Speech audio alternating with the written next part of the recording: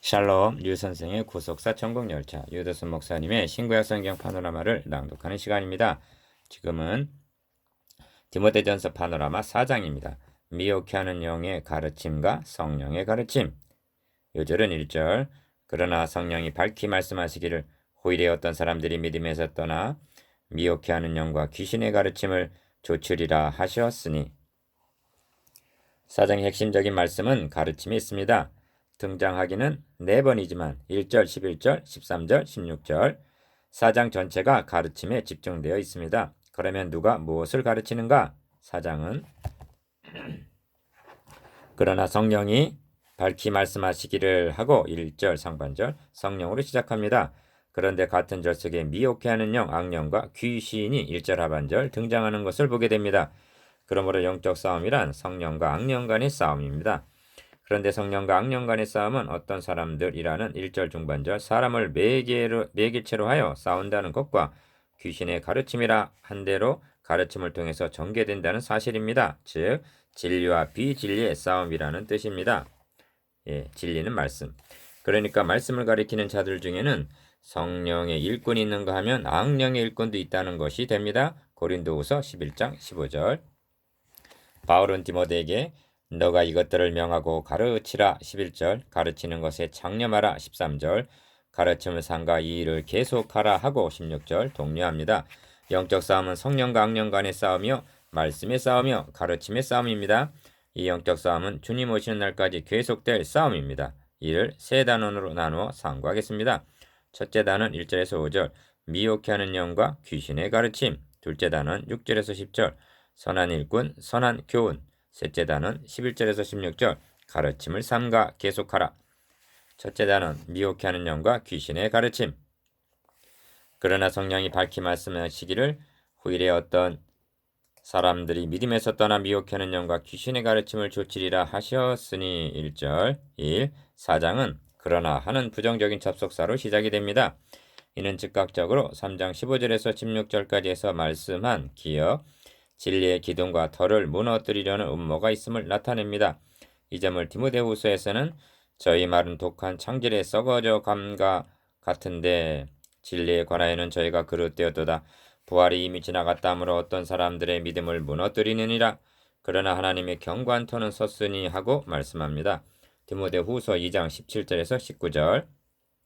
니은 이를 성령이 밝히 말씀하시기를 하고 성령께서 말씀해 주셨다는 것입니다.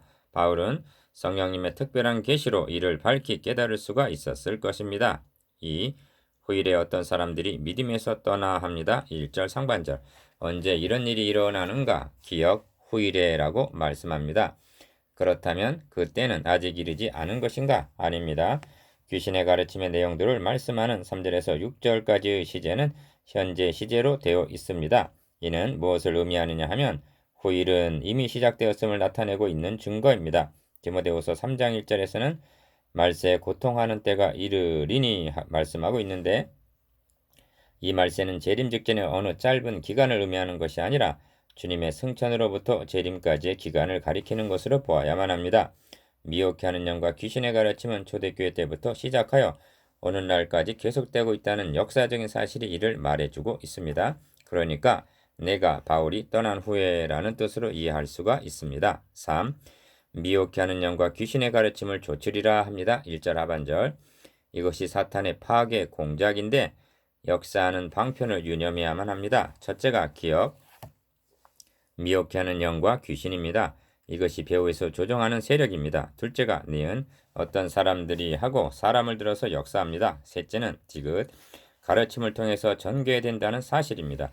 그러니까 영적 싸움이란 사탄의 일꾼과 고린도후서 11장 15절 하나님의 일꾼 간의 가르침의 싸움인 것입니다. 데살로니가전서 3장 2절 4. 그렇다면 이 사탄의 일꾼들은 어떻게 세워지는가? 3장에서는 어떤 자격자들을 하나님의 일꾼으로 세워야 하는가를 말씀했습니다. 이제 4장에서는 어떤 자들이 거짓 목자로 세워지게 되는가? 그 특성을 말씀하고 있는 셈입니다. 2절은 한 절에 불과하지만 거짓 목자로 전락하게 되는 세 단계를 말씀해 줍니다. 첫째 단계가 기억, 양심이 화인 맞은 단계입니다. 2절 상반절 이는 밖으로 나타나지 않은 단계임을 유념하시기 바랍니다. 그러나 이미 병이 든 것입니다. 목회 서신에는 니은 양심이 많이 등장합니다. 선한 양심 1장 5절, 착한 양심 1장 19절, 깨끗한 양심 3장 9절, 청결한 양심 디모데후서 1장 3절이라 말씀합니다. 그런데 화인 맞은 양심은 이와는 반대되는 마비된 양심을 가리킵니다. 5. 둘째 단계로 외식을 들고 있습니다. 2절 중반절 밖으로 나타나는 단계입니다. 셋째 단계로 거짓말하는 자들이라 합니다. 2절 하반절 화인 맞은 양심과 외식의 단계는 치명적이지는 않습니다. 왜냐하면 그 해독이 자기에게 머물기 때문입니다. 그러나 거짓말은 듣는 자들을 죽이는 치명적인 살인 무기가 됩니다. 이것이 첫 절에서 말씀한 미혹해 하는 영과 귀신의 가르침이기 때문입니다. 결국 거짓 목자로 전락하고만 것입니다. 육신의 병에도 증상이 나타나기 마련입니다. 이를 조기에 발견하면 완치가 가능하지만 늦으면 사망에 이르게 됩니다. 목회자라면 누구를 물러나고 이 세 단계의 증세가 자신에게 나타나고 있지 아니한가 스스로 점검해 보아야만 합니다. 화인 맞은 양심, 외식, 거짓말 이처럼 1세기에서 3기로 1기에서 3기로 진행하게 되면 그 누구라도 거짓 목자로 전락하게 되는 것입니다. 미혹하는 영과 귀신의 가르침을 좇는 거짓 목자들은 이렇게 세워지는 것입니다. 거짓 목자로 전락하는 세 단계 1.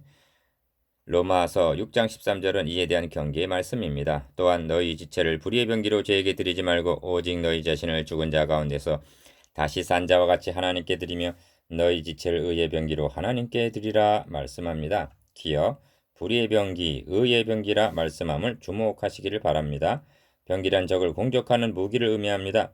우리의 지체들은 모세의 손에 들려진 지팡이처럼 모두가 병기가 될 수 있다는 것입니다.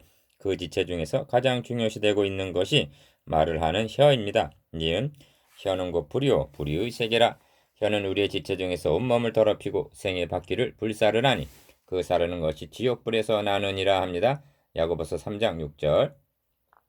언어는 인간에게만 허락하신 중요한 은사입니다. 그런데 입에서 나오는 말이 사탄의 견고한 지인을 고린도후서 10장 4절 파하는 의의 병기로 쓰임 받을 수도 있고 하나님의 진영을 공격하는 불의의 병기로 사용될 수도 있다는 각성이 필요합니다. 2. 궁금한 점이 있는데 거짓 교사들은 자신이 미혹해 하는 영과 귀신의 가르침에 의하여 지배를 받고 있다는 사실을 알고 있을까 하는 점입니다. 모르고 있는 것입니다. 왜냐하면 누구보다 먼저 자신이 미혹을 당했기 때문입니다. 구약 성경을 상고해보면 거짓 선지자들은 자신들이 잘못되었음을 한결같이 모르고 있다는 점입니다. 이것이 치명적으로 비극적인 일입니다. 이를 알았기에 바울도 이단에 속한 사람을 한두 번 훈계한 후에 멀리하라고 경계했던 것입니다. 디도서 3장 10절 3. 왜 이렇게 미혹을 당하게 되는가? 기억, 악한 영이라 하지 않고 미혹해 하는 영이라 말씀함을 1절 유념하시기 바랍니다. 미혹해 하는 일의 최초는 놀랍게도 에덴에서 일어났습니다. 그러므로 안전지대란 아무데도 없습니다. 그러하기 때문에 선한 싸움은 1장 18절 전후방이 없는 전면전입니다. 니은 선한 싸움 하면 우선적으로 불신자를 전도하는 것으로 여기는 경향이 있습니다. 그런데 신약의 서신서들은 대부분 교회 내에 침투한 거짓 교훈을 경계하고 대항하기 위해서 기록되었음을 유념해야만 합니다. 디도서 1장 11절을 보십시오. 저희의 입을 막을 것이라 이런 자들이 더러운 일을 취하려고 마땅치 아니한 것을 가르쳐 집들을 온통 엎드려 치는도다 하고 말씀합니다. 그렇다면 초대교회 때 있었던 귀신의 가르침은 어떤 것이 있었는가? 미혹해 하는 영과 귀신의 가르침 1. 혼인을 금하고 식물을 피하라 했습니다. 3절 상반절. 왜 이런 주장을 했을까요? 특성 중 외식이 있음을 상기하기 바랍니다. 2절. 거짓 교사들은 자신들을 거룩하고 신령한 자로 가장하기 위해서 혼인 즉 부부 생활을 부정한 것으로 규정하고 육을 악으로 보아 혼인을 금하고 식물을 피하라고 주장했던 것입니다. 이런 영지주의자적인 잔재가 지금까지도 교회 내에 남아있어서 부부가 멀리하는 것을 신령한 것으로 여기고 금식하는 것을 자랑으로 삼는 것을 보면 당시의 영향력이 어떠했음을 짐작할 만합니다. 2. 어찌하여 이것이 미혹해 하는 영과 귀신의 가르침이 되는가? 그 농고를 믿음에서 떠나라는 1절 말씀에서 구할 수가 있습니다. 기억, 십자가만을 자랑하는 것이 아니라 자신의 금욕생활을 자랑한다면 그것은 믿음에서 떠나는 것입니다. 니은 그리스도께서 단번에 이루신 구속의 은총만을 의지하는 것이 아니라 자신이 이룩한 철야, 금식 등을 내세우고 있다면 그것은 믿음을 떠나는 것입니다. 디귿, 결국 하나님의 의를 모르고 자기 의를 세우려고 힘써 하나님의 의를 복종치 아니하는 교만인 것입니다. 로마서 10장 3절. 결론적으로 주님의 죽으심을 헛된 것으로 갈라디아서 2장 21절 만들려 하기 때문에 미혹해야 하는 영인 것입니다. 그러므로 바울은 믿음으로 조차하지 아니하는 모든 것이 죄니라 하고 선언했던 것입니다. 로마서 14장 23절. 3. 거짓 교사들은 식물을 폐하라 하고 말하는데 바울은 기어 식물은 하나님이 지으신 바니 하고 대답합니다. 3절 중반절. 그러면 거짓 교사들이 혼인을 금하라 하는 말에 무엇이라 말해줘야 할까요? 사람의 독처하는 것이 좋지 못하니 내가 그를 위하여 돕는 배필을 지으리라 하셨다고 말해줘야 할 것입니다. 창세기 2장 18절. 그리고 결론적인 말씀은 니은 하나님이 지으신 모든 것이 선함에 합니다. 4. 그런데 바울의 논중에 주목해야 할 점이 있습니다. 왜냐하면 기억 믿는 자들과 진리를 아는 자들이 감사함으로 받을 것이니라 하고 말씀하고 있기 때문입니다. 3절 하반절. 이는 조건부적인 말 4절에서는 감사함으로 받으면 버릴 것이 없나니 하고 말씀합니다. 이는 조건부적인 말씀이라 할 수가 있습니다. 니은 믿는 자들과 진리를 아는 자들이란 누구들인가? 그리스도인들입니다. 그렇다면 어찌하여 믿는 자들이라고만 말씀하지 않고 진리를 아는 자들이라는 설명을 부과하고 있는가? 믿는 자들이라고 다 진리를 아는, 즉 성숙한 그리스도인들은 아니기 때문입니다. 로마 교회냐 고린도 교회가 시장에서 파는 물건을 먹어도 되느냐 먹어서는 안 되느냐고 식물 문제로 많은 논란을 겪었음 우리는 알고 있습니다. 그들 중에는 진리를 아는 자와 그렇지 못한 자, 다시 말하면 믿음이 강한 자와 약한 자가 있었기 때문입니다. 이를 알았기에 믿는 자들과 진리를 아는 자들이 감사함으로 받을 것이니라. 감사함으로 받으면 버릴 것이 없나니. 3절에서 4절. 다시 말하면 자유할 수가 있다는 말씀입니다. 그러나 성을 그리고 식물을 진리에 어긋나게 사용하면 그것은 자유가 아니라 방종임도 명심해야만 합니다. 5. 그러므로 5절은 이 논증에 대한 작은 결론이라 할 수가 있습니다. 하나님의 말씀과 기도로 거룩하여 지민이라 합니다. 기억 하나님의 말씀이 무엇인가? 곧 진리의 말씀입니다. 기도가 무엇인가? 이 진리를 아는 자들의 감사입니다. 이렇게 하고 받는다면 거룩하여짐으로 버릴 것이 없게 된다는 말씀입니다. 즉 자유할 수가 있다는 뜻입니다. 이 점을 로마서에서는 내가 주 예수 안에서 알고 확신하는 것은 무엇이든지 스스로 속된 것이 없으되 다만 속되게 여기는 그 사람에게는 속된이라 하고 말씀합니다. 로마서 14장 14절. 그러므로 혼인을 금하고 식물을 폐하라 하는 저들의 주장은 첫째는 진리를 모르기 때문이요. 둘째는 불신앙이요. 셋째는 은혜에 대한 감사가 없는 미혹해하는 가르침 이미 드러납니다. 이육 이런 혼미한 요소는 오늘날도 교회 내에 만연되어 있습니다. 왜 그런가? 타락으로 인하여 자기 중심이 되어 있기 때문입니다. 무언가 내세우려 하고 자랑거리를 만들려 합니다. 복음이란 그리고 구원은 하나님께서 그의 사랑하신 아들을 통하여 해주신 전적인 하나님의 은혜입니다. 여기다 무엇인가 보태야 하는 것이 아닙니다. 이 뜻을 조차 예수 그리스도의 몸을 단번에 들이심으로 말미암아 우리가 거룩함을 얻었노라. 저가 한 제물로 거룩하게 된 자들을 영원히 온전케 하셨느니라 하고 선언합니다. 히브리서 10장 10절 14절.